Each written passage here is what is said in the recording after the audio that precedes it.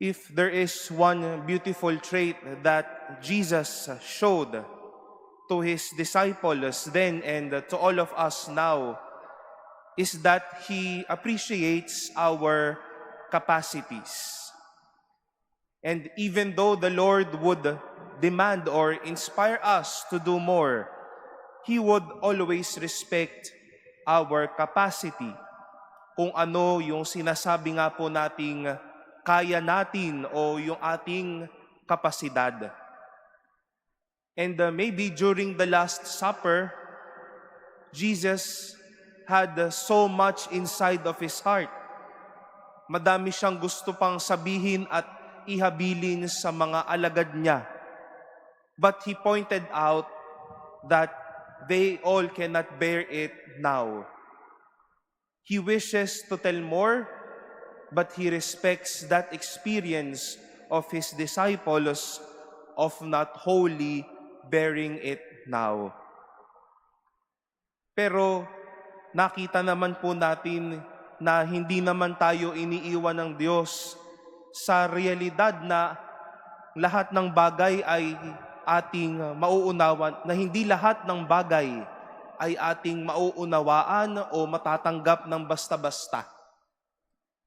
The Spirit whom the Lord kept on promising to His disciples, most especially these coming days that we are nearing, not only the Ascension Day but the Pentecost Sunday, would lead us not only to acknowledge our capacity, but also for us to see our abilities. And my dear brothers and sisters, this is something that we all need to see. How God sees our capacity, but can also lead us to our abilities. Para sa atin, baka ang nakikita na natin, endpoint na, but God can see future. We might see borders on our end, but God can see greater things ahead of us. Alam ng Diyos muli ang kakayanan natin, pero mas alam niyang may abilidad din tayo. Hindi tayo iniiwan ng Diyos sa kakayanan lang natin. We are even led to beautiful capacities and to great future ahead of us. We might say for ourselves that learning from people and from life is already enough.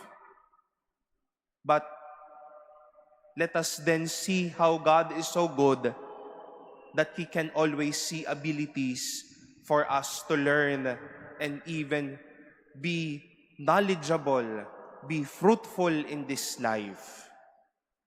Baka sinasabi natin, Lord, matanda na po ako. Wala na po akong kakayanan. Ito lang po yung bagahe ko. But God can see ability in you more than seeing your capacity. God knows our capacities, but He can also see our capacities.